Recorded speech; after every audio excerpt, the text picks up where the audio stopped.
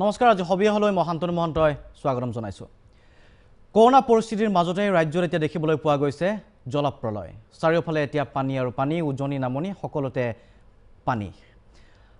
ইতিমধ্যে জানিব পৰা গৈছে যে জলসম্পদ বিভাগ চূড়ান্তৰূপে ব্যৰ্থ হৈছে যিসমূহ মথাউৰি আসলতে নিৰ্মাণ কৰা হৈছিল সেই মথাউৰিসমূহ এতিয়া ছিঙি গৈছে 500 কোটি টকা ব্যয় সাপেক্ষে আসনিৰ অধীনত আসলতে এছপিডি আসনিৰ অধীনত যিসমূহ মথাউৰি নিৰ্মাণ কৰা হৈছিল সেই মথাউৰিসমূহ ছিঙি গ'ল আৰু লগতে বহু মথাউৰিৰ নিৰ্মাণৰ বাবে নিবিদা আহ্বান কৰা হোৱা নাছিল জুলাই মাহতে নিবিদা আহ্বান কৰা হৈছে বিভিন্ন ধৰণতে পৰিস্থিতিৰ সৃষ্টি হৈছে আজি আপুনি যদি চাই কেইবাটাও দৃশ্য আহি পৰিছে আমাৰ হাতত আমি সেই দৃশ্যসমূহ দেখুৱাম মুঠৰ ওপৰত প্ৰতি বছৰে এই ধৰণৰ সময়ছোৱাত একেটা পৰিস্থিতিৰ সৃষ্টি হয় আমি একেবোৰ কথাকে আলোচনা কৰোঁ তাৰ পাছত কিন্তু একেই হৈ থাকে পৰিস্থিতি পৰৱৰ্তী সময়ছোৱাটো ইয়াৰ কোনো স্থায়ী সমাধান নাই নেকি বিজ্ঞানসন্মত বাস্তৱসন্মত কোনো সমাধান নাই নে আমি এই সমাধান সূত্ৰ বিচাৰিবলৈ চেষ্টা কৰা নাই এই ধৰণৰ কেতবোৰ প্ৰসংগ আছে আমি এই প্ৰসংগ উত্থাপন কৰিবলৈ চেষ্টা কৰিম ষ্টুডিঅ'ৰ মজিয়াত আমাৰ অতিথিসকলক চিনাই কৰাই দিব বিচাৰিছোঁ এই মুহূৰ্তত মোৰ লগত উপস্থিত আছে ষ্টুডিঅ'ত উপস্থিত আছে ব্ৰহ্মপুত্ৰ বোৰ্ডৰ অৱসৰপ্ৰাপ্ত মুখ্য অভিযন্তা ধ্ৰুৱজ্যোতি বৰগোহাঁই ডাঙৰীয়া আপোনাক স্বাগতম জনাইছোঁ নদীবান বিশেষজ্ঞ অভিযন্তা এয়ান মাহমুদ ডাঙৰীয়া আপোনাক স্বাগতম জনাইছোঁ লগতে ব্ৰহ্মপুত্ৰ খনন প্ৰকল্পৰ লগত জড়িত তেখেতে নিজেই ক'ব আসলতে এই প্ৰকল্পই কি দিব পাৰে নোৱাৰে অভিযন্তা প্ৰশান্ত দত্ত ডাঙৰীয়াক আমি স্বাগতম জনাইছোঁ লগতে আমাৰ লগত পোনপটীয়া সম্প্ৰচাৰত উপস্থিত আছে জলসম্পদ ঠিকাদাৰ সন্থাৰ সম্পাদক অৰবিন্দ হাজৰিকা ডাঙৰীয়া মোৰ লগত এই মুহূৰ্তত উপস্থিত আছে কাজিৰঙাৰ পৰা সতীৰ্থ সাংবাদিক ধ্ৰুৱজ্যোতি সাহা গোৱালপাৰাৰ পৰা সাংবাদিক যোগেন সূত্ৰধৰ নাৰায়ণপুৰৰ পৰা সাংবাদিক নিত্যানন্দ বৰুৱা ৰাজ্যৰ বান পৰিস্থিতি সম্পৰ্কে তেওঁলোকে দেখুৱাই যাব আমি প্ৰথমতেই মই ষ্টুডিঅ'ৰ মজিয়ালৈ আহিম কিন্তু কিছু আপোনালোকক দৃশ্য দেখুৱাব বিচাৰিছোঁ কিছু আভাস দিব বিচাৰিছোঁ ৰাজ্যৰ বান পৰিস্থিতিয়ে কি ধৰণৰ ৰূপ ধাৰণ কৰিছে প্ৰথমতে আমি লখিমপুৰলৈকে যাব বিচাৰিছোঁ কাৰণ লখিমপুৰ ধেমাজি লখিমপুৰ সাধাৰণতে বানপানীৰ সময়ত এই দুখন জিলাৰ নাম সজৰে উত্থাপিত হয় লগতে এই প্ৰশ্নটো উত্থাপিত হৈ আহিছে যেতিয়া এতিয়া বৃহৎ নদী বান্ধৰ কথাটো আহে শংকা আঁতৰি যোৱা নাই নেকি লখিমপুৰ ধেমাজিক লৈ এই শব্দটো বা এই যিটো ঘটনা এই ঘটনাটোৱে বাৰুকৈ গা কৰি উঠে গতিকে মই লখিমপুৰলৈকে যাব বিচাৰিছোঁ নিত্যানন্দ উপস্থিত আছে নিত্যানন্দ লখিমপুৰৰ পৰিৱেশ কেনেকুৱা আমি উপস্থিত আছোঁ লখিমপুৰ জিলা নাৰায়ণপুৰ ৰাজচক্ৰ অন্তৰ্গত বনপুৰ জামুগুৰিত আৰু জামুগুৰিত এটা শিবিৰত আমি উপস্থিত আছোঁ যিহেতু ব্ৰহ্মপুত্ৰ যি জলপৃষ্ঠ ক্ৰমাৎ বৃদ্ধি পোৱাৰ ক্ষেত্ৰত এইসকল লোক নৈপৰীয়া যিসকল লোক সেই লোকসকল এটা শিবিৰত থাকিবলগীয়া হৈছে বজাৰ ঘৰ বুলি ক'ব লাগিব বজাৰ ঘৰত থাকিবলগীয়া হৈছে মই ভিডিঅ'টো ৰাজক দেখুৱাবলৈ অনুৰোধ জনাইছোঁ এই ভিডিঅ'টো ৰাজে দেখুৱাইছে এনেধৰণেই এতিয়া খাদ্য প্ৰস্তুত কৰাত লাগিছে এইখন হৈছে এখন বজাৰ ঘৰ আৰু বজাৰ ঘৰত লকডাউনৰ সময়ছোৱাত সকলো একেলগে থাকিবলগীয়া হৈছে এনেধৰণেই তেখেতসকলে জীৱিকা নিৰ্বাহ কৰিবলগীয়া হৈছে আৰু মই ইয়াৰে যিসকল লোক ইয়াত আছে বাস কৰিছে ইয়াতে আচলতে নিৰাপদ স্থানত তেখেতসকল আছে তেখেতসকলৰ মই কথা ক'বলৈ চেষ্টা কৰিম মই আপোনাৰ ওচৰলৈকে আহিছোঁ আপোনালোকক চৰকাৰৰ ফালৰ পৰা কিবা দিছেনে সাহায্য দিছেনে আমি সাহায্য তেনেকৈ পোৱা নাই চৰকাৰৰ পৰা পোৱা নাই মাজত এদিন পাইছিলোঁ কিমান পাইছিলে চাউল কিমান চাউল 3 পোৱা 1 কেজিমান পাইছিলোঁ বিস্কুট 1 পেকেট হয় মই আৰু একাংশ আছে মই আপোনাৰ ওচৰলৈকে আহিছোঁ যিহেতু আপোনালোকে এই বজাৰ ঘৰত আছে কিমান দিন আছে আৰু খোৱা বোৱাৰ ক্ষেত্ৰত কেনেধৰণৰ সমস্যা হৈছে খোৱা বোৱাটো কষ্ট হৈছে আৰু বজাৰ ঘৰত আজি কিমান দিন এসপ্তাহেই হ'ল থকা আৰু চৰকাৰৰ ফালৰ পৰা একো বস্তু পোৱা নাই আমি নিশ্চিতভাৱে ক'ব লাগিব এইসকল হৈছে বৰ্ণাঢ্য এইসকল হৈছে নদীপৰীয়া লোক আৰু এই লোকসকলে বজাৰৰ ঘৰত শিবিৰ পাতি থাকিবলগীয়া হৈছে এটা কথা ক'ব লাগিব যে ৰঙা নদী চেঁচা দুৰপাং দিহিৰি আৰু ব্ৰহ্মপুত্ৰ প্ৰবল ব্ৰহ্মপুত্ৰৰ যি পানী ভয়াৱহতা সেই ভয়াৱহতা বৃদ্ধি পোৱাৰ লগে লগে নৈপৰীয়া যিসকল লোক আছে সেই লোকসকলে হাহাকাৰ পৰিস্থিতিৰ সন্মুখীন হ'বলগীয়া হয় এই ক্ষেত্ৰত কিন্তু মই ভিডিঅ'ত দেখুৱাবলৈ অনুৰোধ জনাইছোঁ এইসকল লোক কেনেধৰণে বাস কৰিছে এইসকল লোক আচলতে এনেধৰণেই লকডাউনৰ সময়ছোৱাত এনেধৰণেই বজাৰ ঘৰত একাকাৰ হৈ থাকিবলগীয়া হৈছে যিটো সময়ত মহামাৰী কৰোনা ভাইৰাছৰ সময়ত এনেধৰণে একাকাৰ হৈ থাকিবলগীয়া হৈছে এই ক্ষেত্ৰত কিন্তু চৰকাৰখনে তেখেতসকলক উদ্ধাৰ কৰি নিৰাপদ স্থানত ৰখাৰ কোনো ব্যৱস্থা কৰা নাই আৰু তেখেতসকলক যি খাবলৈ কিন্তু তেখেতসকলক দিয়া নাই এসাঁজ খাই এসাঁজ নোখোৱাকৈ থাকিবলগীয়া হৈছে খোৱা পানীৰ অভাৱত তেখেতসকলে বিনীত ৰজনী কটাবলগীয়া হৈছে ৰঞ্জিত দত্তক ইয়াতে আচলতে চোৱা চিতা কৰিবৰ কাৰণে দায়িত্ব দিছিলে মন্ত্ৰী ৰঞ্জিত দত্তক মন্দিৰ ৰঞ্জিত দত্ত আহিছেনে নাই ইয়ালৈ? ৰঞ্জিত দত্ত আজিলৈকেতো তেখেতৰ নামহে শুনিছোঁ, ইয়াত ভুমুকিও মৰা নাই। এনেই মিছাকৈ তেখেতসকলে বাপ লৈ পেলাই আছে। আমি বহুত দুখত আছোঁ এইখিনি মানুহে, কাৰণ কৰ্মসংস্কৃতি নায়েই, অকণমান কিবা কৰি খাবলৈও একো সুবিধা নাই। চৰকাৰৰ আশাতে চাউল তাউল দিব বুলি আশা কৰিছিলোঁ, এদিন অকণমান চাউল দি পেলাই তাতে তেখেতসকলৰ দায়িত্ব সামৰণি মাৰিলে। এতিয়ালৈকে আমি একো পোৱা নাই আৰু এনেকৈ জীৱন নিৰ্বাহ কৰি জীয়াই আছোঁ। আৰু তেজপুৰ লোকসভা সমষ্টিৰ যিজন সাংসদ আছে পল্লৱ লোচন দাস, তেখেত আহিছেনে? তেখেতো আজিলৈকে ইয়াত আহি ভৰি দিয়া নাই। মাজতে বাৰিষাৰ আগত অহাটো নালাগে, এতিয়া এই মুহূৰ্তত কোনো আমাক একো সহায় কৰা নাই আৰু কোনো MLA। ঠিক আছে, নিত্যানন্দ আহিম আপোনাৰ ওচৰলৈকে। গতিকে ৰাজ্যৰ পৰিস্থিতি এতিয়া শেহতীয়া পৰিস্থিতি এই ধৰণৰ, কৰোনাৰ পৰিস্থিতি চলি আছে, সামাজিক দূৰত্বৰ কথা কোৱা হৈছে, কোভিড বিধি মানি চলাৰ কথা কোৱা হৈছে, কিন্তু চাওক এতিয়া এই ধৰণৰ লোকসকলে বানাক্ৰান্ত হৈ কোভিড বিধি কেনেকৈ মানি চলিব, আৰু যদি গণসংক্ৰমণ হয় এই ধৰণৰ শিবিৰসমূহত তেতিয়া তাৰ পাছত কি হ'ব, সেয়া ডাঙৰ প্ৰশ্ন এই মুহূৰ্তত। গতিকে প্ৰত্যাহ্বান নিঃসন্দেহে আছে। এতিয়া লখিমপুৰত যি দৃশ্য দেখা গৈছে সেই দৃশ্যৰ পৰা অনুমান কৰিব পাৰিছে। আৰু এটা কথা উল্লেখ কৰিব লাগিব যে ৰাজ্য চৰকাৰৰ ফালৰ পৰা কোৱা হৈছে প্ৰতিগৰাকী মন্ত্ৰীকে দায়িত্ব দিয়া হৈছিল, জিলা ভাগ কৰি দিয়া হৈছে, কিন্তু আপোনালোকে দেখা পাইছে তেখেতসকলে অভিযোগ কৰিছে, কৈছে যে যিগৰাকী মন্ত্ৰীক সেই ঠাইত দায়িত্ব দিয়া হৈছিল, নাৰায়ণপুৰত দায়িত্বত আছিল মন্ত্ৰী ৰঞ্জিত দত্ত, কিন্তু আজিলৈকে মুখে দেখা নাই বুলি উল্লেখ কৰিলে। গতিকে দায়িত্ব দিয়া হৈছে কাগজে পত্ৰ, সেইসকল মন্ত্ৰীয়ে কাম কৰিছে নে কৰা নাই ৰাইজে নিজেই জানে, চাই আছে আৰু আমিও দেখুৱাই যাম। মই একেবোৰ দৃশ্যৰ বাবে মই আহিম, আলোচনা কৰিম, কিন্তু এইবাৰ যাব বিচাৰিছোঁ কাজিৰঙালৈকে। আমি নাৰায়ণপুৰত দেখুৱাইছিলোঁ, কাজিৰঙাত কি অৱস্থাৰ সৃষ্টি হৈছে, কাৰণ প্ৰতি বছৰে বান যেতিয়া হয় কাজিৰঙাৰ কিন্তু যি বন্য জীৱকুল আছে, বন্য জীৱকুললৈ চৰম ভাবুকি আহে। এইবাৰো কাজিৰঙাৰ আজি দুৰ্ঘটনা সংঘটিত হৈছে, গড় এটাই আক্ৰমণ কৰিছে, আমাৰ প্ৰাগ নিউজৰ ভিডিঅ' জাৰ্নেলিষ্টটো আহত হৈছে গড়ৰ আক্ৰমণত। ধ্ৰুৱজ্যোতি চাহা উপস্থিত আছে। ধ্ৰুৱজ্যোতি, কাজিৰঙাত কি ধৰণৰ ব্যৱস্থাপনা আছিল এইবাৰ দেখিবলৈ পোৱা গৈছে? হাইলেণ্ড তাত সজা হয়, প্ৰস্তুত কৰা হয়, গতিকে জীৱ জন্তুৰ প্ৰতি কি ধৰণৰ ভাবুকি আহিছে আৰু পানীৰ তাত বানৰ অৱস্থাটো কেনেকুৱা? হয় শান্তনু, ক'ব লাগিব মই বৰ্তমান উপস্থিত আছোঁ কাজিৰঙা ৰাষ্ট্ৰীয় উদ্যানৰ একেবাৰে গাতে লাগি থকা ৩৭ নং ৰাষ্ট্ৰীয় ঘাইপথত উপস্থিত আছোঁ। আৰু আচলতে পানী কিছু হ্ৰাস পাইছে, যদিও যি ধৰণে হ্ৰাস পাব লাগিছিলে সেই ধৰণে হ্ৰাস পোৱা নাই, যাৰ কাৰণে এতিয়াও বন্যজন্তু ৰাষ্ট্ৰীয় উদ্যানৰ অন্তৰ্ভাগৰ পৰা ওলাই আহিছে। শান্তনু, এটা মই ছবি দেখুৱাই ল'ব বিচাৰিছোঁ। আচলতে ৰাজপথত এই ধৰণে বনকৰ্মীসকলে তেওঁলোকে দায়িত্ব পালন কৰি আছে, ৰাতিয়ে দিনে কষ্ট কৰি আছে, সেইটো সঁচা কথা। কিন্তু গুৰুত্বপূৰ্ণ কথা শান্তনু, আপুনি যিটো কথা এই মুহূৰ্তত সুধিছে যে আচলতে বন্যজন্তুসমূহ ৰাষ্ট্ৰীয় উদ্যানৰ অন্তৰ্ভাগৰ হাইলেণ্ডসমূহত আছেনে নাই, সেইটো ঠিক আছে। ধ্ৰুৱজ্যোতিৰ ওচৰলৈকে আহিম, মই পুনৰ আহিম সংযোগ স্থাপনলৈ ধ্ৰুৱজ্যোতিৰ ওচৰলৈকে। গতিকে পৰিস্থিতিসমূহ দেখুৱাইছোঁ, আমি অন্য প্ৰান্তত নামনি অসমত দৃশ্য দেখুৱাম। এতিয়া উজনি নামনি সকলোতে একেই পৰিৱেশ, আৰু সমান্তৰালভাৱে প্ৰত্যাহ্বান এতিয়া দুগুণ বৃদ্ধি হৈছে, কোভিড পৰিস্থিতি চলি আছে, তাৰ মাজত এতিয়া সামগ্ৰিকভাৱে ব্যৱস্থাপনা কি হ'ব, চৰকাৰৰ ওচৰত প্ৰত্যাহ্বান আছে, কিন্তু কিয় আজি এই পৰিস্থিতিৰ সৃষ্টি হ'ল তাৰো উত্তৰ আমাক লাগিব এটা চমু বাণিজ্যিক বিৰতিৰ পাছত।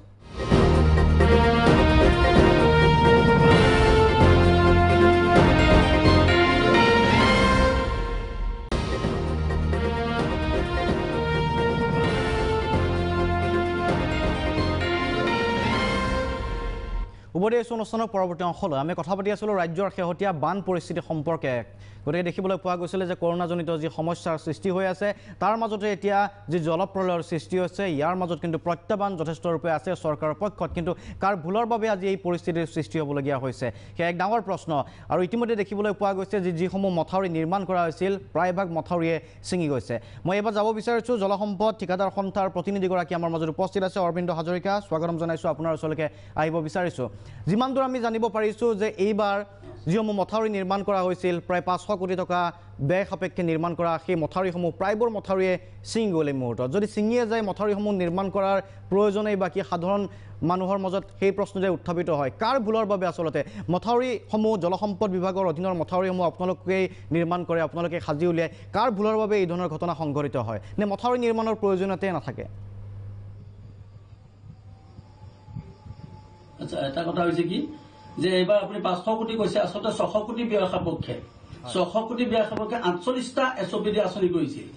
এই 48টা আঁচনি 18টা আঁচনি যোৱা 7 জানুৱাৰীতে গুৱাহাটীত ডাঙৰকৈ মন্ত্ৰীয়ে মিটিং পাতি সেয়া নিবিদাবিলাক আহ্বান কৰি তেওঁলোকক অৰ্ডাৰ দিলে। তেওঁলোকে ধুনীয়াকৈ জানুৱাৰী, ফেব্ৰুৱাৰী, মাৰ্চৰ 20 তাৰিখমানলৈকে সময় পাইছিল। কিন্তু সেই সময়খিনিৰ ভিতৰত তেওঁলোকে বিভিন্ন ঠাইত মাথাউৰিবিলাকৰ ওপৰত মাটি অলপমান ছটিয়াই অলপ বন চন চাফা কৰি পেলাই কামখিনি কৰিলে শেষত গৈ এতিয়া বানপানীৰ সময়ত সেই প্ৰত্যেকটো মাথাউৰিৰ তলেদি লিকেজ কৰিছে উদাহৰণস্বৰূপে মঙলদৈ ননৈ কুৰুৱা পুঠিমাৰী বৰপেটা গুৱাহাটী মেট্ৰ' অন্যান্য বিভিন্ন ঠাইত এই যিবিলাক অনভিজ্ঞ ঠিকাদাৰক এইবাৰ বিভিন্ন মন্ত্ৰী আমোলাৰ স্বজন পোষণৰ বাবে তেওঁলোকক কাম দিছিলে সেইসকলে কৰা মাথাউৰিবিলাক সম্পূৰ্ণৰূপে বিনষ্ট হৈছে আৰু বিভিন্ন ঠাইত ভাঙি গৈছে এটা কথা স্পষ্ট যিসকল ঠিকাদাৰক এইবাৰ জলসম্পদ বিভাগে কাম আবণ্টন দিছিল তেওঁলোক আমাৰ জলসম্পদ বিভাগৰ ঠিকাদাৰ নহয় তেওঁলোকৰ জলসম্পদ বিভাগৰ লগত কোনো এটা অভিজ্ঞতা নাই তেওঁলোকে সেই অঞ্চলৰ নেচাৰ নাজানে তেওঁলোকৰ নলেজ নাই সেই নলেজ নোহোৱাৰ কাৰণে বিভিন্ন ঠাইত গৈ যধে মধে তেওঁলোকে নিজে নগৈ তাত কামটো কিছুমান স্থানীয় গুণ্ডা বাহিনীক বিক্ৰী কৰি দি সেইসকলক কামটো কৰিবলৈ দি এতিয়া অসমৰ সমগ্ৰ মাথাউৰি ধ্বংসৰ পথলৈ ঠেলি দিছে আৰু ছিঙি অসমৰ মানুহ বানত হাবুটো খাব লগা হৈছে ইয়াৰ বাদেও আপোনাৰ SDR পৰা এখন আঁচনি আছিলে 101 আঁচনি বৰ্তমানলৈকে জলসম্পদ বিভাগে আৰম্ভই কৰিব নোৱাৰিলে ইয়াৰ বাদেও নাবাৰ্ডৰ আছিল 41খন আঁচনি 100 কোটি টকা ব্যয় সাপেক্ষে 41খন আঁচনি হাতত লৈছে আজি পৰ্যন্ত তেওঁলোকে নিবিদা আহ্বান কৰিয়ে আছে তেতিয়াহ'লে আজিলৈকে যদি নিবিদা আহ্বানেই কৰি থাকে তেনে জলসম্পদ বিভাগে কোনদিনাখন কাম কৰিব কেতিয়া ৰাইজক সুৰক্ষা দিব এনেকুৱা বিভিন্ন প্ৰশ্ন উত্থাপিত হৈছে আৰু অসমৰ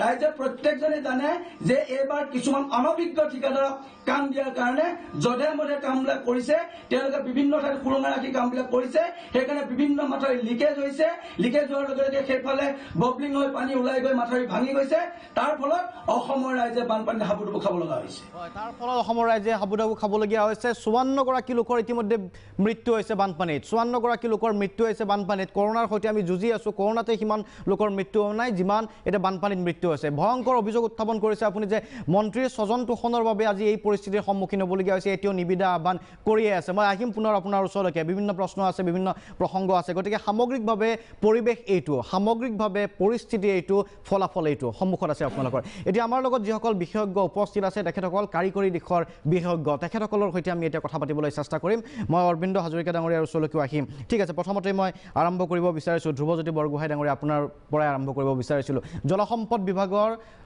ব্ৰহ্মপুত্ৰ বোৰ্ডৰ আচলতে ব্ৰহ্মপুত্ৰ বোৰ্ডৰ লগত আপোনাৰ দীৰ্ঘদিনীয়া অভিজ্ঞতা আছিল আপুনি মুখ্য অভিযন্তা হিচাপে কাৰ্যনিৰ্বাহ কৰি আছিল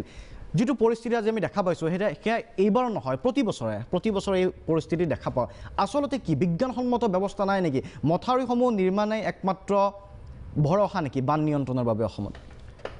হয় এইটো এটা গুৰুত্বপূৰ্ণ কথা যে আমি কি কৰিব পাৰোঁ বানপানী ৰোধৰ কাৰণে আমি কি কৰিব পাৰোঁ বানপানী ৰোধৰ কাৰণে এটা হৈছে আমি পানীটো কমাব লাগিব এক নম্বৰ উপায় পানী কমাব লাগিব নহয় পানীখিনিক আমি নদীখনৰ মাজেদিয়ে বোৱাব লাগিব তাক কাণ্ট্ৰি ছাইড বুলি যিটো কয় তাৰমানে নদীখনৰ কিনাৰ ভাঙি পেলাই যাতে সি ভিতৰৰ গাঁওবিলাকত সোমাই নাযায় তাৰ ব্যৱস্থা কৰিব লাগিব এতিয়া পানী কমোৱাৰ একমাত্ৰ উপায় হৈছে ডেম বনাই তাত ৰিজাৰ্ভাৰ বনাই ৰখা আমাৰ ইয়াত কোনো উপায় নাই সেইটো পানী কমোৱাৰ কোনো ডাইভাৰ্ট কৰিবলৈ আমাৰ ভৌগোলিক যিটো পৰিস্থিতি আছে আমাৰ ব্ৰহ্মপুত্ৰৰ ক্ষেত্ৰত কোনো উপায় নাই একমাত্ৰ উপায় হৈছে ডেম বনোৱা একমাত্ৰ উপায় ডেম বনাব লাগিব ডেম বনাই পানী সংৰক্ষণ কৰিব লাগিব ডেম বনাই ডাঙৰ ডেম বনাই য'ত ডাঙৰ ৰিজাৰ্ভাৰত পানী সংৰক্ষণ কৰি যেতিয়া বান হয় তেতিয়া কমাব লাগিব সেইটো গোটেই বিশ্বৰ সব এক্সপাৰ্টে সেইটো এগ্ৰী কৰে আৰু সেইটো ব্ৰহ্মপুত্ৰ বোৰ্ডৰ মাষ্টাৰ প্লেনতো তেনেকৈ কোৱা হৈছিলে যে ডাঙৰ সেইমতে প্লেনিঙো কৰা হৈছিলে কিন্তু পৰিস্থিতিত হৈ নুঠিল সেইবিলাক বহুতো কাৰণ আছে তাৰ সেইবিলাক কাৰণ ক'বলৈ গ'লে এতিয়া বহুত লম্বা হ'ব আৰু 2 নম্বৰ উপায়টো হৈছে মথাউৰি বনোৱা যদি নদীখনক 2 পাৰৰ ভিতৰত ৰাখিব লাগে তেতিয়াহ'লে মথাউৰি বনোৱাৰ বাহিৰে কোনো উপায় নাই এতিয়া আপুনি সোধে যে মথাউৰিবিলাক কিয় ভাঙি যায় এতিয়া মথাউৰিবিলাক যদি ঠিক যিটো আমাৰ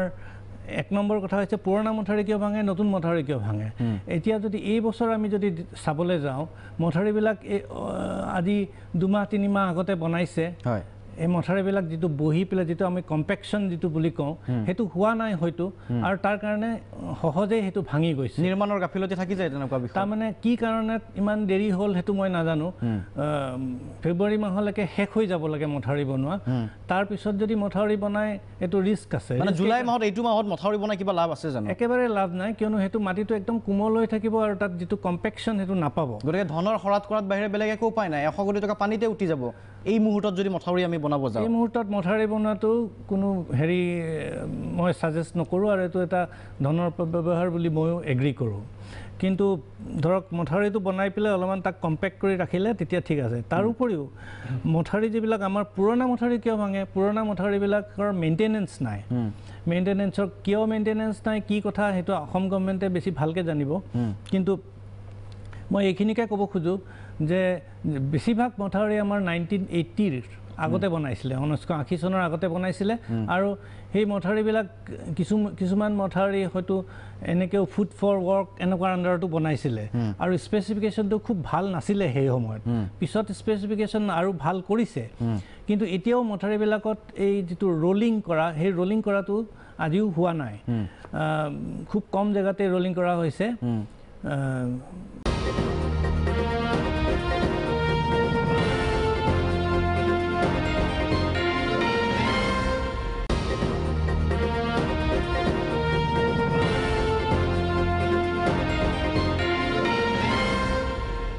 ৰলিং নকৰাৰ কাৰণে কম্পেকশ্যন যিটো টান হ'ব লাগে মথাউৰিৰ মাটিটো সেইটো সিমানখিনি টান হৈ নুঠে তাৰ ওপৰত মেইনটেনেঞ্চ নোহোৱাৰ কাৰণে কি হৈছে মেইনটেনেঞ্চ নোহোৱা মানে তাত ওপৰত মানুহে ঘৰ বনাই দিয়ে বাৰী কৰে কলগছ ৰুই দিয়ে বাঁহ ৰুই দিয়ে এইবিলাকো কৰে তাৰ উপৰিও বৰষুণত লাহে লাহে খহি যায় এটা সময়ত তাক মেইনটেইন কৰিবই লাগিব সেই মেইনটেনেঞ্চৰ অভাৱৰ কাৰণেও বহুত মথাউৰি ছিঙে আৰু এইবাৰো সেইটোৱে ঘটিছে কিন্তু ইয়াৰ কাৰণ কি প্ৰতি বছৰে বান আমাৰ ৰাষ্ট্ৰীয় সমস্যা ঘোষণা কৰিবলৈ দাবী কৰি থাকোঁ কিন্তু আমি যিখিনি কৰিব পাৰোঁ অন্ততঃ আমাৰ ৰাজ্য চৰকাৰে যিখিনি কৰিব পাৰে জলসম্পদ বিভাগে যিখিনি কৰিব পাৰে সেইখিনি সময়ত কিয় কৰা নহয় সেইটোৱে ডাঙৰ প্ৰশ্ন এইখন চৰকাৰ প্ৰতিখন চৰকাৰৰ সময়তে সেই একেটা সময়তে একেখিনি কথাই কৈ থাকিবলগীয়া হয় কিন্তু ইয়াৰ আঁৰত ৰহস্য কি আছে অৰবিন্দ হাজৰিকায়ো জানিব পাৰে সেই কথাটো তেখেতৰ ওচৰলৈকে মই আহিম যে ইয়াৰ আঁৰত কিবা থাকিব পাৰে নেকি কিয় এই সময়ছোৱালৈকে ৰৈ থকা হয় কিন্তু মই প্ৰশান্ত দত্ত ডাঙৰীয়াৰ ওচৰলৈকে আহিব বিচাৰিছোঁ মথাউৰিৰ বাহিৰে বিকল্প কি হ'ব পাৰে বুলি আপুনি ভাবে আৰু ইতিমধ্যে ব্ৰহ্মপুত্ৰ প্ৰজেক্টৰ লগত জড়িত হৈ আছে অসমৰ ৰাইজে মাজতে এটা খবৰ খুব প্ৰচাৰো হ'ল খুব উৎসাহীও হ'ল যে ব্ৰহ্মপুত্ৰৰ খনন চলিব বহুতে ভাবিছিল যে ব্ৰহ্মপুত্ৰৰ খননে আশাৰ সঞ্চাৰ কৰিব ব্ৰহ্মপুত্ৰৰ খননে হয়তো বান সমস্যা প্ৰতিৰোধ কৰিব আৰু অন্য প্ৰকাৰে আচলতে বহু সুবিধা প্ৰদান কৰিব বুলিও চৰ্চা চলিছিল কিন্তু এতিয়া সেই খবৰটো নাই সেই খবৰটো কি হৈ আছে ব্ৰহ্মপুত্ৰ খনন চলিব নচলিব কি পৰ্যায়ত আছে কোনো নাজানে আপুনি জড়িত হৈ আছিল প্ৰকল্পটোৰ সৈতে জনাব নেকি আচলতে মই এই প্ৰকল্পটোৰ লগত আজি 16 বছৰ জড়িত আৰু প্ৰপাৰ প্লেনিং নহ'লে এই প্ৰকল্প নহয় প্ৰথম কথা দ্বিতীয় কথা বহুত আগবাঢ়ি গ'ল কালি আপোনাৰ চিফ মিনিষ্টাৰে কৈ দিছে যে খনন হ'ব তাৰমানে কি তেখেতেও আজি এবছৰ দুবছৰমান অকণমান মনে মনে আছিলে এই ক্ষেত্ৰত কিন্তু গোটেই প্ৰগ্ৰেমটো আমি এনেকৈ আগবঢ়াই নিছোঁ যে আজি যে আপুনি পানীৰ লেভেলটো পাইছে পানীৰ লেভেলটো বঢ়া নাই বঢ়াইছে ব্ৰহ্মপুত্ৰৰ বেদৰ লেভেলটো গতিকে ব্ৰহ্মপুত্ৰখন আছিলে 140 ফুট দ ব্ৰহ্মপুত্ৰৰ হিষ্ট্ৰী চাব লাগিব 50লৈকে 140 ফুট দ আছিলে ব্ৰহ্মপুত্ৰ আৰু 5 কিলোমিটাৰৰ পৰা 1 কিলোমিটাৰলৈকে বহল আছিলে আৰু দীঘল আছিলে ধৰক 980 kilometre it is a big reservoir আজি আপোনাক মই দুটা কথা সোধোঁ আজি শিৱসাগৰ জয়সাগৰ গৌৰীসাগৰ বা দীঘলী পুখুৰী পানী কেলে নাবাঢ়ে পানী কেলে নকমে তাৰমানে অসমত ব্ৰহ্মপুত্ৰখন এনেকুৱা আছিলে ডেট ইজ এ হেৰি আপোনাৰ নেচাৰেল যে পানীটো সদায় সমান থাকে যিমানে পানী নপৰক সমান থাকে আৰু অলপ এক্সট্ৰা পানীটো যমুনাইদি ওলাই যায় গতিকে সেই ব্ৰহ্মপুত্ৰ ব্ৰিটিছে আজি যিটো হৈছে ব্ৰিটিছে 1897 চনতে কৈছিলে যে অসমীয়া মানুহে মথাউৰি বিচাৰিছিলে সেই ভূমিকম্পৰ পিছত তেতিয়া অসমীয়া মানুহক কৈছিলে যে তহঁতে মথাউৰি নিবিচাৰিবি মথাউৰি দিলে ব্ৰহ্মপুত্ৰখন ভাগি যাব ভাগি গ'লে ব্ৰহ্মপুত্ৰ অসমখন শেষ হৈ যাব গতিকে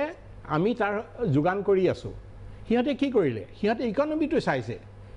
সিহঁতে ব্ৰহ্মপুত্ৰখন হাৰ্নেছ কৰিব খুজিছে ব্ৰহ্মপুত্ৰখন বাধা দিব খোজা নাই Brahmaputra is a living god Brahmaputra সমান বস্তুটো শদিয়াৰ পৰা ধুবিলে সমান হয় এইটো বেকা নহয় এইটো 1 মিটাৰ পাৰ 10 কিলোমিটাৰ তাৰ গ্ৰেডিয়েণ্ট গতিকে ব্ৰহ্মপুত্ৰ ইজ এ ৰিজাৰ্ভাৰ আৰু যিমানে পানী নাহক লাগে সি সমান থাকে সেইকাৰণে এতিয়া আপোনাৰ এইটো PM Modi he has approved this project almost আৰু Assam government has approved this project কিন্তু মই আজিলৈকে 16 বছৰে গভৰ্ণমেণ্টৰ এক পইচাও খৰচ নকৰাকৈ কামটো কৰি আছো এতিয়ালৈকে কেলে কাৰণ কি এই বস্তুটোত বহুত ফৰেন কোম্পানীয়ে আমাক এনকাৰেজ কৰিছে আমি যিমান 24খন দেশ গ'লোঁ 24খন দেশতে সিহঁতে সব দেখুৱাইছে কাৰণ they are very much interested to work in Brahmaputra project for one reason it is a big social project it is one of the biggest project in the world but it is a very simple project it is actually এতিয়া ডাঙৰ কোম্পানীবোৰে মোক ক'লে যে আমি ব্ৰহ্মপুত্ৰ খান্দিব নোৱাৰোঁ কাৰণ ড্ৰেজাৰ নচলে কিন্তু আপুনি এতিয়া ধৰক ৱাটাৰ মাষ্টাৰ বুলি এটা আছে আৰু চাইনাটো আছিলে মই চাইনা এতিয়া বাদ দি দিছোঁ কাৰণ কি চাইনাৰ বস্তু শিকি আহিলোঁ এতিয়া বস্তুবোৰ সব আমাৰ টেকন'লজি আমাৰ হাতত আছে গতিকে এই টেকন'লজিখিনি ইয়ং মানুহক আমি এতিয়া 20 লাখ মানুহ ট্ৰেইন কৰিব খুজিছোঁ সবে শদিয়াৰ পৰা ধুবুৰীলৈ সমানে ব্ৰহ্মপুত্ৰখন আৰু ব্ৰহ্মপুত্ৰ খন্দা কথাটো বাদ দিয়ক যিখিনি ৰিক্লেইম লেণ্ড আছে যিখিনি লেণ্ড খহি গৈছে তাত কনষ্ট্ৰাকশ্যন হ'ব ডিমাৰ্কেশ্যন হ'ব আৰু কনষ্ট্ৰাকশ্যন হোৱাৰ পিছত আপুনি পাহাৰ কাটি পেলাই লেণ্ডটো নবনায় আপুনি ব্ৰহ্মপুত্ৰৰ পৰা লেণ্ডটো চইলটো উঠাই পেলাই তাত দি দিব গতিকে আপোনাৰ it is project is call profit Brahmaputra গতিকে অসমৰ মানুহে এটাই বস্তু আমাক সহায় কৰিব লাগিব যে সব মানুহে সমানে ধনীও ধনী হ'ব দুখীয়াও ধনী হ'ব সবে ধুনীয়া ধুনীয়া ঘৰ দুৱাৰ পাব ৰিক্লেইম লেণ্ডবোৰ পাই যাব অৰিজিনেল ব্ৰহ্মপুত্ৰখন আমি বাঁহ দি ডিমাৰ্কেট কৰি দিম উলিয়াই দিছোঁ বহুত ষ্টাডি কৰা হৈছে বান সমস্যাৰ স্থায়ী সমাধান হ'ব পাৰে ব্ৰহ্মপুত্ৰখন দিলে এইটোতো অৰিজিনেল ব্ৰহ্মপুত্ৰখন পাই গ'লে আপোনাৰ কিডাল হ'ব পাই গ'ল কাৰণ কি Brahmaputra was dress in 1897 within 3 years time from Guwahati to Borpeta আৰু তাহাঁতে বৰপেটাৰ পৰা গুৱাহাটী ড্ৰেছ কৰিলে কাৰণ বৰপেটাত সমান হৈ গৈছিল ব্ৰহ্মপুত্ৰ 140 ফুট ব্ৰহ্মপুত্ৰৰ ওপৰত উঠি আহিছিলে সমান হৈ গ'ল আৰু শদিয়াৰ পৰা তাহাঁতে জাহাজ লণ্ডন চলাই দিলে আৰু পানীটো নাইকিয়া হৈ গ'ল this is recorded it is everything is recorded আৰু সেইকাৰণে এই গোটেই বস্তুবোৰ দিছোঁ মই কৈছোঁ যে এনেকুৱা এটা প্ৰজেক্ট আমি বনাই আছোঁ আপোনাৰ হেৰি অসমৰ মানুহে প্ৰত্যেকেই চাকৰি পাব প্ৰত্যেকেই বিজনেছ পাব প্ৰত্যেকে আৰু অসমৰ মানুহে কৰিব লাগিব এইটো মোদীয়ে 15 চনৰ 20 তাৰিখে মিটিং পাতি কৈ দিছে যে অসম ব্ৰহ্মপুত্ৰ তহঁতে ঠিক কৰিব লাগিব মই কি লাগে সব দিম আচলতে এতিয়ালৈকে দিয়া কিয় নাই তেতিয়াহ'লে যদি এইটো ইমান লাভজনক প্ৰপ'জেল এটা আছে কোনক নিদিয়া বহুত পলিটিক্স কাৰণ কি মই তৰুণ গগৈৰ পৰা ইমান কথা শিকিলোঁ তেওঁ কৈছে যে মই বিচাৰিলেও তুমি নোৱাৰা কাৰণ কিয় প্ৰপ'জেলেই নাহে তুমি আমাৰ যিটো ৱাটাৰ ৰিচোৰ্চ ডিপাৰ্টমেণ্ট আছে মই আজি অপেনলি কৈ দিছোঁ কথাটো তেখেতে মোক কি কথা কৈছিলে ইহঁতে বোলে কনফাৰেঞ্চ পাতিব গোটেই ৱৰ্ল্ডৰ কনফাৰেঞ্চ পাতিব ড্ৰিংক খাব ডিনাৰ খাব কিন্তু আল্টিমেটলি মোক এখন গামোচা দিব টুপি দিব গৈ পেলাই ক'ব যে 12,000 কোটি টকা মথাউৰি লাগে মই গম পাইছোঁ নহয় মই মথাউৰি দিয়া নাই 5 বছৰ এনেকৈ কৈছিলে আচ্ছা তেওঁ মোক 600 কোটি টকা ইয়েমাৰ্ক কৰিছে কিন্তু আজিলৈকে এটকাও ওলাই অহা নাই মোদীয়ে 100 কোটি টকা দি থৈ গ'ল এটকা ওলাই অহা নাই আৰু 1 লাখ কোটি টকা আকৌ ইয়েমাৰ্ক কৰিলে সেইদিনা এতিয়ালৈকে অহা নাই গতিকে এতিয়া কেতিয়া হ'ব কেতিয়া নহয় সেই প্ৰশ্নটো আছে মই আহিম আপোনাৰ ওচৰলৈকে পইচা নহ'লেও আমি কৰিম যে সেইটো আমি লাগি থাকিব হোৱালৈকে ঠিক আছে মই আহিম আপোনাৰ ওচৰলৈকে এটা বিৰতিৰ সময় আছে বিৰতিৰ পিছত পুনৰ উভতি আহিম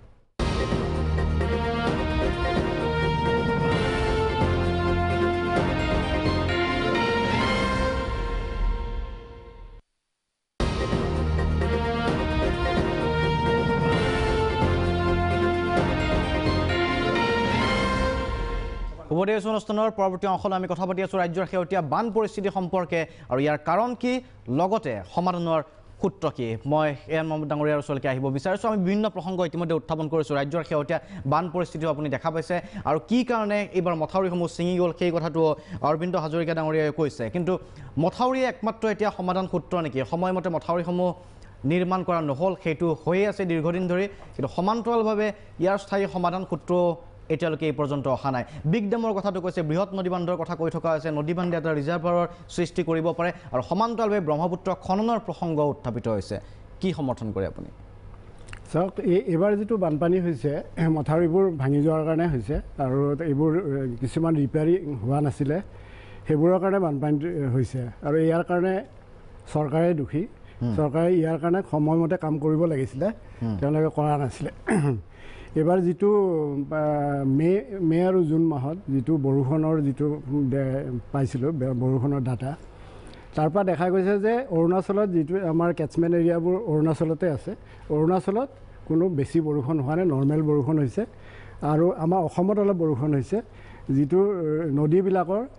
বানপানীটো চবতে হৈছে উজনি অসম নামনি অসম চব নদীতে হৈছে আৰু এইবাৰ যিটো বৰষুণটো ইয়াৰে যিটো অৱবাহিকা যিটো মানে কেটছমেণ্ট এৰিয়া নদীবিলাকৰ এভাৰেজ যিটো বৰষুণ হৈছে 20 পৰা 50% হৈছে মানে এভাৰেজতকৈ 20 to 50% বেছি হৈছে আৰু এইখিনি একো বেছি বৰষুণ নহয় তাৰ কাৰণে আমাৰ ইমান মানুহ মৰিব নালাগিছিলে আমাৰ ইমান ক্ষতি হ'ব নালাগিছিলে আচলতে বানপানী হ'বই নালাগিছিলে প্ৰথম যি দুটা ৱেভ আহিছে সেই দুটাত কোনো অসমত ক্ষতি হ'ব নালাগিছিলে আৰু ইয়াৰ কাৰণে সম্পূৰ্ণ চৰকাৰে দোষী তেওঁলোকে মথাউৰিকেইটা সময়ত নিৰ্মাণ কৰিলে হয়তো এই দুৰ্যোগটো নাহিলে সময়ত নিৰ্মাণ কৰাহেঁতেন এইবোৰ নহ'লহেঁতেন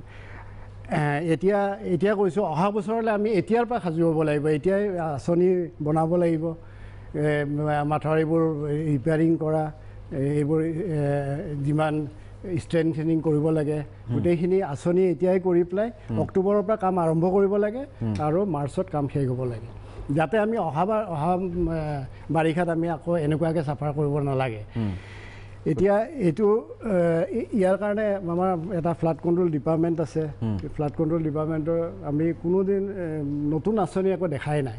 গৰাখহনীয়া ইমান হৈ আছে সেই একেধৰণে মাথাউৰি বনাই বা জিঅ' বেগ দি পেলাই স্পাৰ বনাই তেনেকেই কৰিব গৈছে কিন্তু সেইবোৰ এতিয়া ছাকচেছফুল হোৱা নাই তাৰ নতুন আঁচনি কিছুমান আছে হয় তাৰ কাৰণে ফাণ্ড বেছি লাগিব গভৰ্ণমেণ্টো দিব লাগিব ধৰি লওক যিবিলাকত বেছি গৰাখহনীয়া হৈছে এই মৰিগাঁৱৰ ফালে দেখোঁ সদায় শুনি থাকোঁ ব্ৰহ্মপুত্ৰই বহুত বেছি গৰাখহনীয়া কৰে সেইবোৰত এতিয়া নতুন আছে আপোনাৰ ষ্টিল চিট দি পেলাই চিট পাইলিং কৰি পেলাই কৰিব পাৰে কিছুমান খৰচ বেছি হয় কিন্তু সেইবিলাক কিছুমান এৰিয়াত যিবিলাকত বেছি খহনীয়া হয় সেইবিলাকত মই ভাবোঁ কি চিট পাইলিং কৰি পেলাই সেই আঁচনি ল'ব লাগে মই দেখিছোঁ মই অৰুণাচলতো কিছুমান অলপ এটা ডাঙৰ বানপানী এটা হৈছিলে আজি কেইবছৰমান আগত তাতে এই বুঢ়ীদিহিং নদীত হৈছিলে নামচাইৰ ওচৰত তাতে বহুত ডাঙৰ খহনীয়া হৈছিলে তাত এই চিট পাইলিং কৰি পেলাই প্ৰতিৰোধ কৰা হৈছে সেইটো মানে এতিয়ালৈকে কাম সেইটো ছাকচেছফুল হৈছে তেনেকুৱা ধৰণৰ নতুন আঁচনি ল'ব লাগিব এতিয়া আপোনাৰ আমাৰ যিবিলাক নদীবিলাকৰ হয় কি চাইণ্টিফিক কিছুমান ষ্টাডি কৰা আছে ডাটা কিছুমান কালেক্ট কৰা আছে বহুত বছৰ আগৰ পৰা CWCয়ে কৰিছে আমাৰ নিশ্চয় ৱাটাৰ ৰিচোৰ্চ ডিপাৰ্টমেণ্টৰো অসমত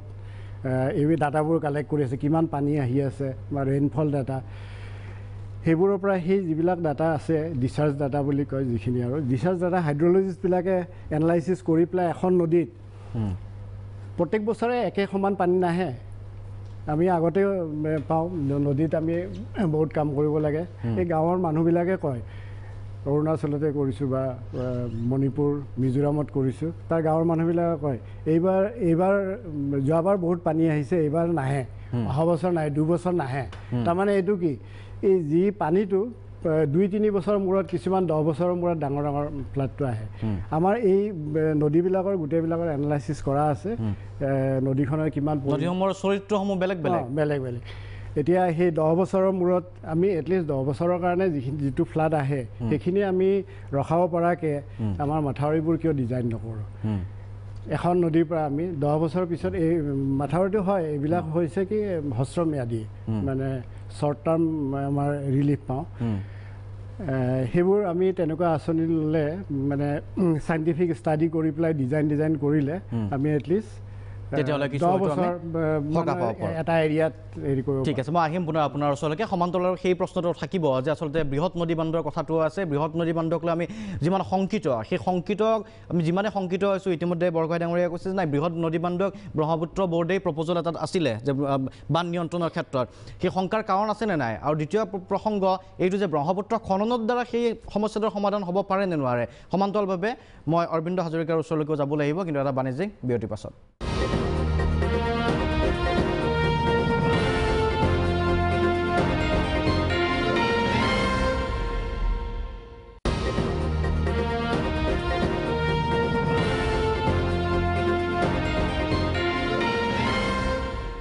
উভতি আহিছোঁ অনুষ্ঠানৰ পৰৱৰ্তী অংশলৈ। কথা পাতি আছোঁ অসমৰ বান সমস্যা সম্পৰ্কে। মই অৰবিন্দ হাজৰিকা ডাঙৰীয়াৰ ওচৰলৈকে আহিব বিচাৰিছোঁ। জলসম্পদ ঠিকাদাৰ সন্থাৰ প্ৰতিনিধিগৰাকী আমাৰ মাজত উপস্থিত আছিল। ঠিক আছে, পৰৱৰ্তী সময়ত আহিম। মই বৰগোহাঁই ডাঙৰীয়া আপোনাৰ ওচৰলৈকে আহিব বিচাৰিছোঁ। কেইবাটাও প্ৰসংগ উত্থাপিত হৈছে। এটা কথা কোৱা হৈছে যে যিসমূহ মথাউৰি বনাব লাগে, বিজ্ঞানসন্মতভাৱে মথাউৰিসমূহ বনোৱা নহয় নেকি? আমাৰ যিসমূহ মথাউৰি বনোৱা হয় থিয়ৰিটিকেলিতো বিজ্ঞানসন্মতভাৱেই বনোৱা হয়। ধৰক যিবিলাক আমাৰ ডিজাইন কৰি পাছ হয়, সেইবিলাক যিবিলাক গাঁও অঞ্চল, সেইবিলাকত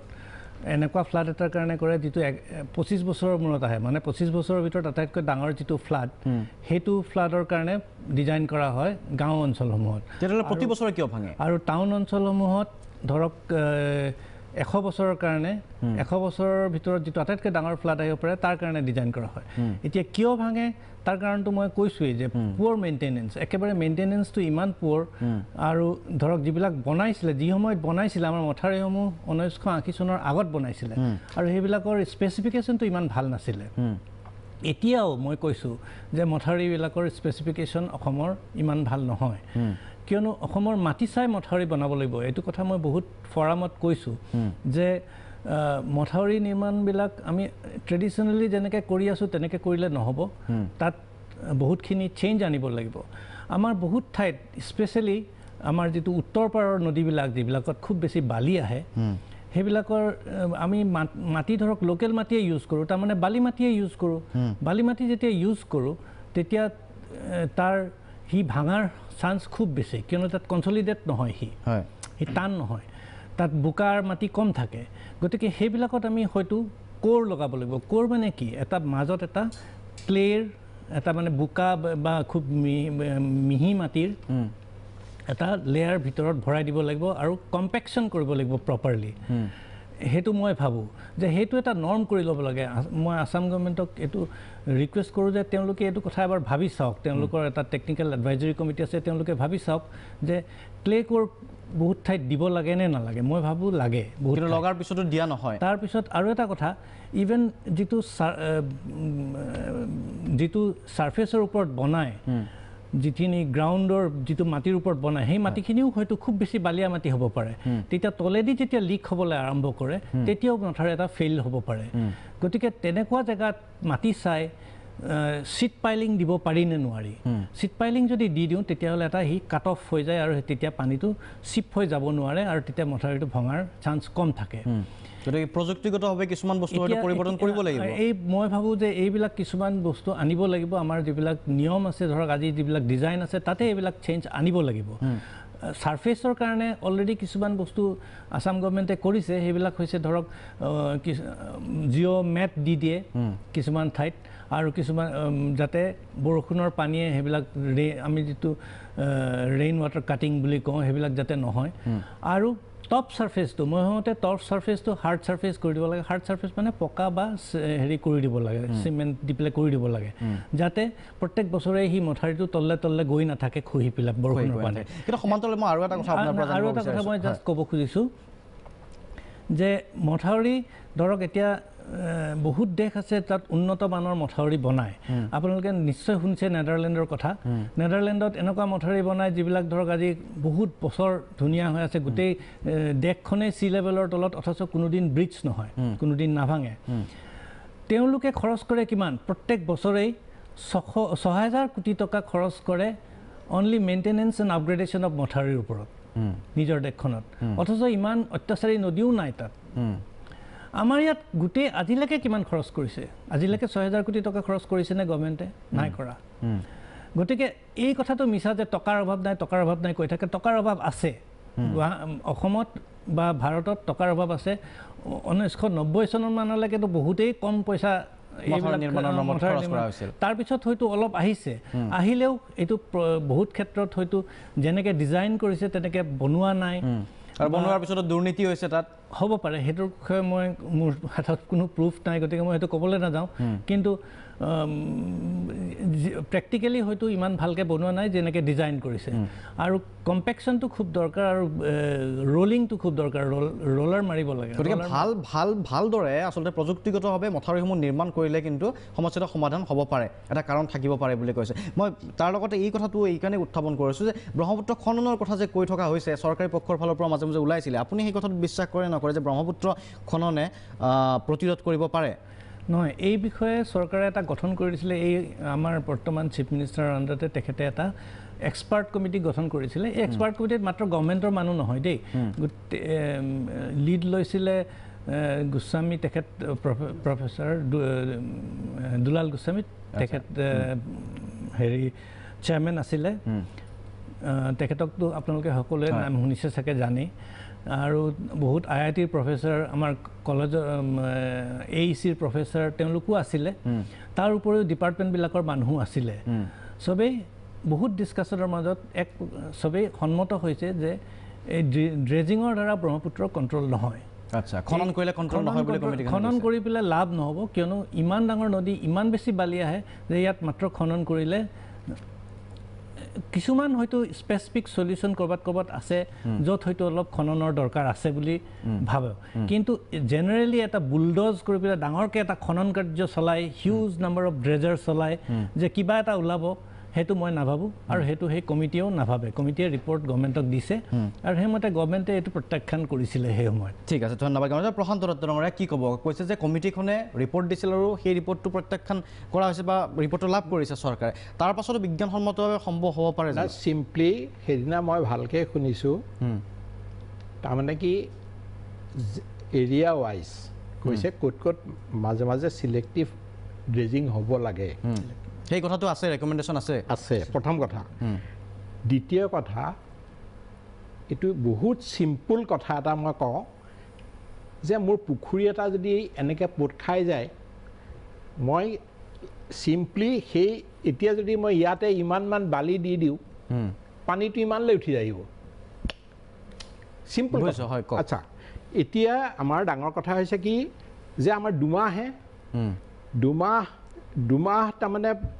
পানীটো আহে 4.5 billion cubic metre per second কিন্তু বাংলাদেশত টোটেল পানী আহে 11.5 কিন্তু বাংলাদেশে ড্ৰেজিং কৰি আছে ৰিক্লেমেশ্যন কৰিছে এতিয়া আমাৰ প্ৰজেক্টটো কৰিছে ড্ৰেজিং এণ্ড ৰিক্লেমেশ্যন এতিয়া আপোনাৰ তাত ইকনমি ইজ হাইষ্ট গোটেই লেণ্ডবোৰ ৰিক্লেম কৰিছে তাৰমানে এই বাংলাদেশে আৰু ইণ্ডিয়াই বাংলাদেশক 80,000 crores দিলে আৰু আমাৰ কাৰণে 1 লাখ কোটি ৰাখিছে কিন্তু আজিলৈকে আমি কামটো আৰম্ভ কৰা নাই কাৰণে মই ভাবিছোঁ পইচাটো অহা নাই কিন্তু জানুৱাৰী 20 তাৰিখে আফটাৰ মোদী গভৰ্ণমেণ্ট আপোনাৰ চেণ্ট্ৰেল ৱাটাৰ কমিশ্যনে ইয়াত এখন মিটিং পাতিছিলে হেৰি with government of Assam engineering college IIT world bank আৰু ৰিভাৰাইন পিপল সেইদিনাই কৈছে যে এই বস্তুটো পাৰ্মানেণ্ট চলিউশ্যনটো অসমীয়া মানুহে লোকেল এণ্টাৰপ্ৰিনাৰহে পাৰিব তহঁতক যেনেকৈ চাহ বনাই দিছিলে বাহিৰৰ পৰা 60 লাখ মানুহ আহি এইবোৰ আজিকালি নচলে আজিকালি তহঁতে নিজেই কৰ আমি কি লাগে চব দিম আচ্ছা তাৰ পিছৰ পৰা মই এখন চিঠি লিখিছিলোঁ মোদীলৈ মোদীয়ে গোটেই নীতি আয়োগৰ থ্ৰুদি ব্ৰহ্মপুত্ৰ বৰ্ডক দিলে যে আমাৰ ছাজেশ্যনটো ল'ব লাগে কাৰণ আমি ৰিচাৰ্চ কৰিছোঁ ৰিচাৰ্চ অকল কৰা নাই ৰিচাৰ্চ গোটেই গ্ল'বেল ৰিচাৰ্চ কৰিছোঁ কাৰণ মই 24খন দেশ ঘূৰিছোঁ তাৰে 6খন দেশৰ পৰা বস্তুখিনি লৈছোঁ আৰু it is a simple project returning the soil to the land তাৰমানে ব্ৰহ্মপুত্ৰখন ইমান আছে অৰিজিনেল ব্ৰহ্মপুত্ৰখন ইমান আছিলে সেই ছইলখিনি আপুনি ব্ৰহ্মপুত্ৰতে পেলাই দিয়ক আপুনি ধুলে নেপেলাব 2 কিলোমিটাৰ 3 কিলোমিটাৰ 5 কিলোমিটাৰ য'ত আছিলে তাত পেলাই দিয়ক আচ্ছা সেইটোকে নকৰি আমি যে এতিয়ালৈকে যে আমি প্ৰগ্ৰেছ কৰিব নালাগে নেকি আমি খালি ফ্লাডটো আপোনাৰ মই আপোনাক মই কওঁ ইট ইজ লাইক এ মই নাম দিছোঁ ইট ইজ এজ COVID-19 54 কাৰণ 1954ত মথাউৰি অসমত আৰম্ভ হৈছিলে কিন্তু 1897ত ড্ৰেজিং কৰিছিলে সেই কথাটো সেইদিনাহে গম পাইছিলে যেতিয়া মই এখন চিনিয়ৰ ইঞ্জিনিয়াৰ্ছ ফাৰ্মত দিছিলোঁ যে আপুনি ক'লে যে মানে আগতে যদি মানে ইংৰাজে ড্ৰেজিঙে কৰি থৈছিলে আমাৰতো 50লৈকে ফ্লাড নাছিল 50 পিছতহে ফ্লাডটো হৈছে 50ত আপোনাৰ যিটো মই পিকচাৰ দিম সেই অলপমান ডিব্ৰুগড়ত অলপ ড্ৰেজিং কৰি দিলে আৰু শদিয়াত অলপ ড্ৰেজিং কৰি দিলে প্ৰব্লেমটোৱে নহ'লহেঁতেন মানে পাৰ্চিয়েলি ড্ৰেজিং কৰিব পাৰি এতিয়াও আপুনি সেই কথাটো কয় সামগ্ৰীভাৱে গোটেই ব্ৰহ্মপুত্ৰখন নকৰি যিটো ৰেকমেণ্ডেশ্যন আছে আপোনাক মই এতিয়াতো মই আপোনাক কৈছোঁ যে 100 মিটাৰ্ছ অৰিজিনেল ব্ৰহ্মপুত্ৰৰ মাজেদি 100 মিটাৰ্ছ আপুনি অলপ অলপ খান্দি দিয়ক ব্ৰহ্মপুত্ৰে খান্দি লৈ যাব সেইখিনি হা তাৰপিছত আপুনি কনষ্ট্ৰাকশ্যন কৰক মথাউৰি নবনাব আপুনি ৰোড কনষ্ট্ৰাকশ্যন কৰক হাউচিং কনষ্ট্ৰাকশ্যন কৰক ইউটিলাইজ কৰক লেণ্ডখিনি যাতে আমাৰ মানুহখিনিয়ে ভাল ঘৰ ভাল দুৱাৰ থাকিব পাৰে ঠিক আছে ধন্যবাদ জ্ঞাপন কৰিছোঁ এটা প্ৰস্তাৱৰ কথা তেখেতে উল্লেখ কৰিছে আৰু প্ৰজেক্ট ব্ৰহ্মপুত্ৰ খননত দীৰ্ঘদিন ধৰি জড়িত হৈ আছে এটা বাণিজ্যিক বিৰতি উভতি আহিম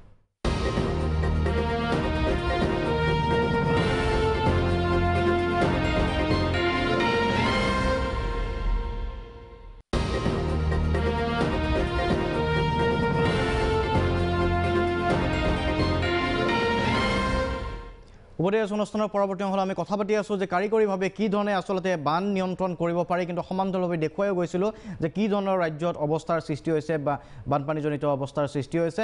কাজিৰঙাৰ মই ধ্ৰুৱজ্যোতি ছাৰৰ সৈতে সংযোগ স্থাপন কৰিছিলোঁ তেতিয়া পুনৰবাৰ আহিব বিচাৰিছোঁ ধ্ৰুৱ খুব কম সময় আছে কম সময়ৰ ভিতৰত শেহতীয়া আপডেটছ দিয়ক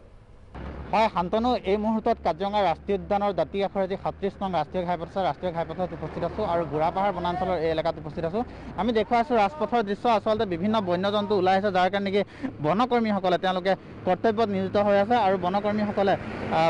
ৰাজপথত এই ধৰণে গোটেই নিশাত তেওঁলোকে কৰ্তব্যত নিয়োজিত হৈ আছে ইয়াৰ মাজতে এটা কথা মই ক'ব বিচাৰিছোঁ দিনৰ ভাগত এটা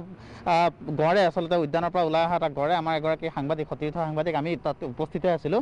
ভাস্কৰ জ্যোতিক আহত কৰিলে সেইটো অত্যন্ত দুখ লগা খবৰ কিন্তু ভাস্কৰ বৰ্তমান চিকিৎসালয়ত উপস্থিত এডমিট হৈ আছে যোৰহাটৰ JMCত এডমিট হৈ আছে আৰু আমি সমগ্ৰ দৃশ্য দেখুৱাবলৈ যত্ন কৰি আছোঁ এই মুহূৰ্তত সমগ্ৰ দৃশ্য দেখুৱাওঁ আমাৰ হাতে আছে বুঢ়াপাহাৰ বনাঞ্চলৰ বনাঞ্চলিক বিষয়া প্ৰদীপ কুমাৰ গোস্বামী তেখেতৰ সৈতে কথা পাতিম দাদা আপোনালোকে যথেষ্ট কষ্ট কৰি আছে তাৰ মাজতে একাংশ বনকৰ্মীয়ে আচলতে ৰাতিয়ে দিনা কষ্ট কৰি থকা দেখা পাইছোঁ পানী হ্ৰাস পাইছে কেনেধৰণে হৈ আছে পানীৰ অৱস্থা কেনেকুৱা আৰু আপোনালোকে কি ধৰণে কাম কৰি আছে পানীটো যোৱা নিশাৰ পৰা অলপ কমিছে জাগা বিশেষে এফুট জাগা বিশেষে 6 ইঞ্চি এনেকৈ কমি আছে এতিয়াও সম্পূৰ্ণকৈ পানীটো ওলাই যাবৰ কাৰণে আৰু কিছুদিনৰ প্ৰয়োজন হ'ব তথাপিও আমি আমাৰ কৰ্তব্যখিনি কৰি গৈ আছোঁ কিছু সংখ্যক যিবোৰ হাতী আৰু পহু বিশেষকৈ ৰাষ্ট্ৰীয় উদ্যানখনৰ পৰা ওলাই আহিছে ৰাস্তা নেশ্যনেল হাইৱেটো পাৰ হৈ গৈছে গতিকে ৰাস্তা দাঁতিত ৰখি আছে বিশেষকৈ পহুবিলাক হাতীবিলাকো পাৰ হৈ আহি আছে আমি গাড়ীৰ গতিবেগখিনি হ্ৰাস কৰিবৰ কাৰণে ৰাস্তাত এনেকৈ মোবাইল চেক কিছুমান কৰি আছোঁ আৰু আমাৰ এলেকাটো পৰ্যবেক্ষণ কৰি আছোঁ সকলো ফালৰ পৰা ষ্টাফসকলে কি ধৰণে তেওঁলোকে পহৰা কৰি আছে ঠিক আছে কাজিৰঙাৰ দৃশ্য আমি দেখুৱাইছিলোঁ আমি লখিমপুৰত দেখুৱাইছিলোঁ এবাৰ নামনি অসমৰ গোৱালপাৰালৈকে যাব বিচাৰিছোঁ চমুকৈ গোৱালপাৰাত কি পৰিৱেশ খৰমজা চিলাৰভেটা যিটো মথাউৰি আছে এই মথাউৰিটো ছিঙি ইতিমধ্যে সমগ্ৰ জলেশ্বৰ বিধানসভা জলমগ্ন হৈ পৰাৰ উপৰিও গোৱালপাৰা পশ্চিম বিধানসভা বিস্তীৰ্ণ এলেকা জলমগ্ন হৈছে এই ব্ৰহ্মপুত্ৰৰ বানপানীয়ে ইতিমধ্যে গোৱালপাৰা চহৰৰ 10টাকৈ ৱাৰ্ডত প্ৰৱেশ কৰিছে এই ব্ৰহ্মপুত্ৰৰ বাৰণি পানী আৰু ভয়াৱহ পৰিস্থিতিৰ সৃষ্টি হৈছে আৰু এই মুহূৰ্তত মই উপস্থিত আছোঁ 11 নং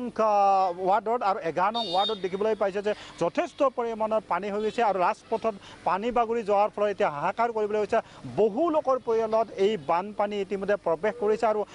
গোৱালপাৰা চহৰৰ 10টাকৈ আৰ্দত পানী প্ৰৱেশ কৰাৰ লগে লগে এই অঞ্চলত বসবাস কৰা লোকসকলৰ মাজত হাহাকাৰ সৃষ্টি হৈছে মোৰ ভিডিঅ' যে জানিমে দেখুৱাব ইয়াত দেখিবলৈ পাইছে গোৱালপাৰা চহৰৰ এটা মুখ্য পথ এই পথতে যাতায়াত কৰাৰ ক্ষেত্ৰত তেওঁলোকৰ যথেষ্ট অসুবিধাৰ সৃষ্টি হৈছে পথৰ ওপৰত পানী আছিলে গোৱালপাৰাৰ দৃশ্য গোৱালপাৰাতো পথৰ ওপৰে পানী বাগৰিছে গতিকে স্বাভাৱিকভাৱে যিসমূহ পৰিস্থিতি আমি দেখুৱাই গৈছোঁ মই পুনৰ মহম্মদ ডাঙৰীয়াৰ ওচৰলৈকে আহিব বিচাৰিছোঁ ইতিমধ্যে বিভিন্ন প্ৰসংগ আহিছে আপুনিও কৈছে যে কি কৰিব লাগে নতুন প্ৰযুক্তিৰ কথা কৈছে সমান্তৰালভাৱে ব্ৰহ্মপুত্ৰ খননৰ প্ৰসংগটো আমি আলোচনা কৰিছোঁ ব্ৰহ্মপুত্ৰ খননৰ জৰিয়তেও বান নিয়ন্ত্ৰণ হ'ব পাৰে বুলি প্ৰশান্ত দত্ত ডাঙৰীয়াই কৈ আছে আমাক আৰু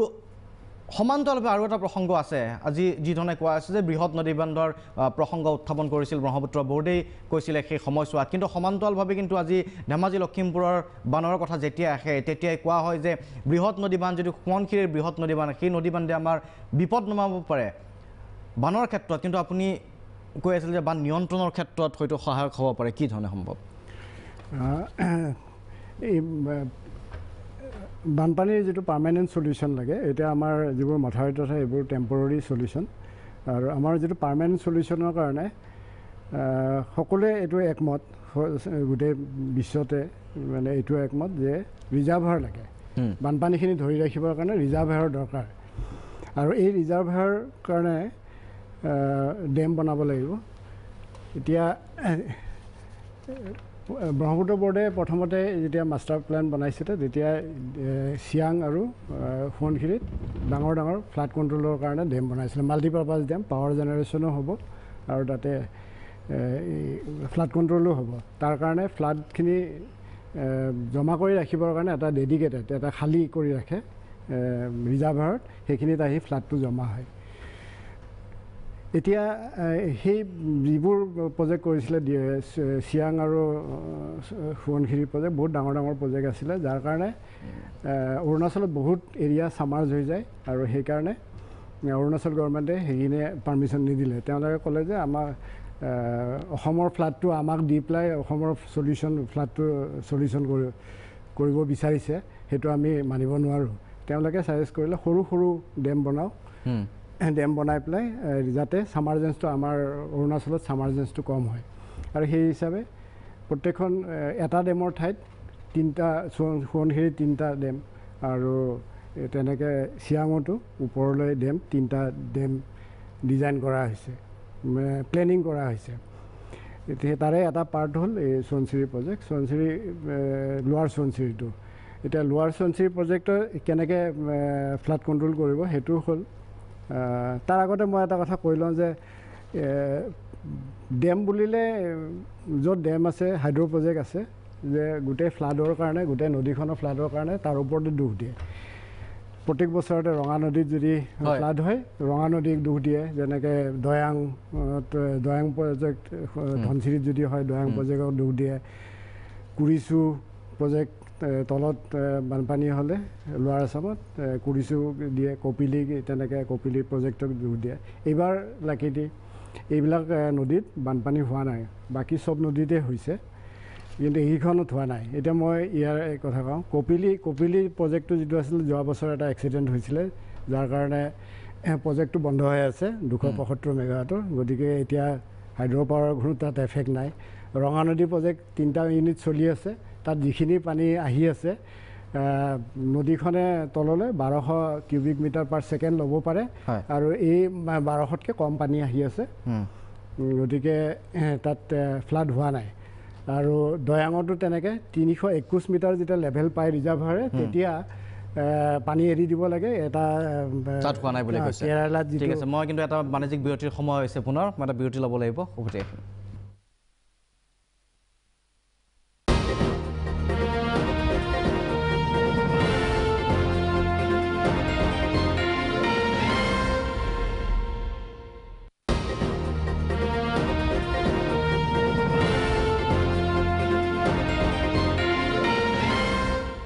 উভতি আহিছোঁ অনুষ্ঠানৰ সেই অংশলৈ গতিকে বিষয়বস্তু ডাঙৰ এটা বিষয়বস্তু অসমৰ বান সমস্যা সম্পৰ্কে কথা পাতি আছোঁ সময় নিঃসন্দেহে আৰু অধিক প্ৰয়োজন আছিল কিন্তু আমাৰ হাতত সময় একেবাৰে কম প্ৰশান্ত দত্ত ডাঙৰীয়া শেষত কি ক'ব একদম কম সময়ৰ ভিতৰত একচুৱেলি আমাৰ পানীৰ ৰিজাৰ্ভাৰ আছিলে ব্ৰহ্মপুত্ৰখন চ' ব্ৰহ্মপুত্ৰখনত ৰিজাৰ্ভাৰ পানীটো যদি আমি ওপৰত ৰাখিব খোজোঁ তেতিয়াহ'লে আমি ইমান পানী ৰাখিব নোৱাৰোঁ সেইকাৰণে আমি যদি সৰু সৰু ডেম বনাওঁ তেতিয়াহ'লে আমাৰ সবকা সাথ সবকা বিকাশ হয় তাৰমানে কি we want to work with NHPC NEEPCO Oil India ONGC every চবৰ লগত আৰু এটা কথা ক'ব খুজিছোঁ মই এখন PIL দিছিলোঁ এগেইনষ্ট দৈয়াং 2 বছৰ আগতে হোৱা দৈয়াঙৰ প্ৰব্লেমটোৰ কাৰণে দেখা গৈছিলে যে ইহঁতে পানীটো নাহে বুলি পানী গেটখন বন্ধ কৰি থয় ওপৰলৈকে যেতিয়া পানীটো থাকে হঠাতে পানী যেতিয়া বেছিকৈ আহি যায় তেতিয়া ওপৰৰ পানীটো আহে গেটৰ 4খন গেট খুলি দিছে পানীটো আহে আৰু টাৰবাইনৰ পানীও আহে তেতিয়া গোটেইখন তলখন হেৰি হৈ যায় সেইকাৰণে কেতিয়াও ডেম মই গোটেই আপোনাৰ 78 ডেম তেনেকৈ কেৰালাত খুলিছিলে যোৱা বছৰ আগবছৰ সেইকাৰণে কেৰালাখন ফ্লাড হৈ গ'ল ঠিক আছে গতিকে আপুনি পক্ষপাতি নহয় সেইকাৰণে সৰু ডেমৰ পক্ষপাতি সৰু ডেমৰ পক্ষপাতি বৃহৎ ডেমৰ আপুনি পক্ষপাতি নহয় বেছি পাৱাৰ দিম will give more power আচ্ছা ঠিক and small ঠিক আছে ধন্যবাদ জ্ঞাপন কৰিছোঁ আটাইকে সময় বহুত কম আছিলে আৰু আমি শেহতীয়া বান পৰিস্থিতি দেখুৱাইছিলোঁ আৰু লগতে কাৰিকৰী দিশসমূহ আলোচনা কৰিবলৈ চেষ্টা কৰিছিলোঁ পৰৱৰ্তী সময়ছোৱাতো আমি এই বিষয়সমূহ আগবঢ়াই লৈ যাবলৈ চেষ্টা কৰিম আৰু ইয়াৰ লগে লগে আজি হবিয়াহৰ পৰা শান্তনু মহন্ত বিদায় লৈছোঁ ধন্যবাদ